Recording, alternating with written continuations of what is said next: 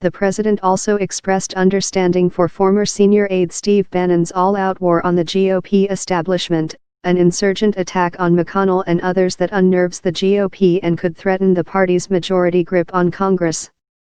"I'm not going to blame myself. I'll be honest, they are not getting the job done," Trump told reporters at a cabinet meeting. He said there are Republicans, frankly, who should be ashamed of themselves.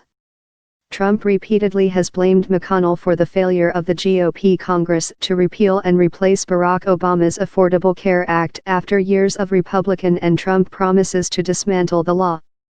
He also has hinted at deals with Democrats on immigration.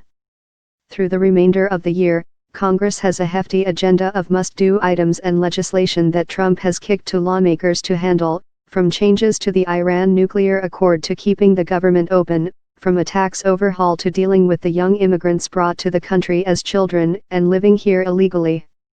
Bannon, back at Breitbart News after helping Trump win the presidency and serving in the West Wing, is committed to dumping McConnell, the Senate leader from Kentucky. In a speech to religious conservatives Saturday, Bannon suggested that GOP incumbents may avoid challengers from the right flank of the party if they disavow McConnell and meet other conditions. "This is our war," Bannon said. "The establishment started it. You all are gonna finish it." Trump on Monday told reporters that he understands his former chief strategist's anger at McConnell and his frustration with Republican senators who oppose the White House agenda. "I can understand where Steve Bannon's coming from," said the president, calling Bannon a friend who wants to get things done.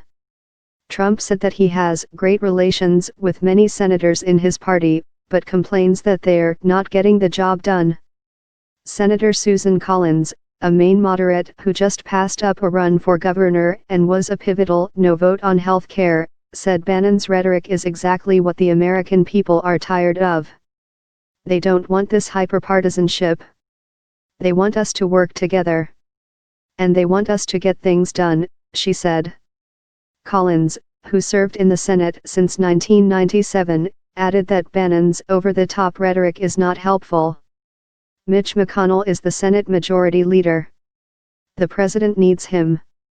I'm glad they are working together on tax reform and a lot of other issues. And I'm glad they are meeting this week." McConnell responded to Trump's Twitter barrage after the failed health care effort by saying that the challenges of governing should come as no surprise. "A lot of people look at all that and find it frustrating, messy. Well, welcome to the democratic process. That's the way it is in our country," McConnell said at a GOP event in Kentucky this summer. Trump, a former Democrat himself, cut a deal with Democratic leaders on raising the U.S. borrowing limit and keeping the government running into the winter.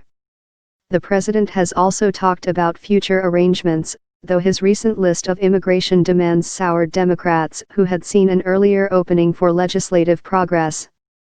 Hard-right conservatives frustrated by the stalled agenda in Congress wrote in a letter last week during the Senate's break that McConnell and his leadership team should step aside.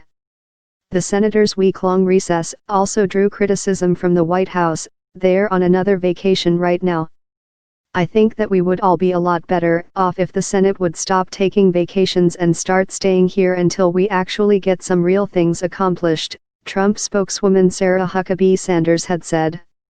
Meanwhile, a McConnell-backed political committee spent millions to support Alabama Senator Luther Strange in a recent primary election and Trump endorsed him, but Bannon-backed Roy Moore prevailed. Moore, a former judge, has defied federal court orders, described Islam as a false religion, and called homosexuality evil. Senate Republicans had been upbeat about adding to their 52-48 edge in the chamber, especially with Democrats defending more seats next year, 10 in states Trump won in last year's presidential election.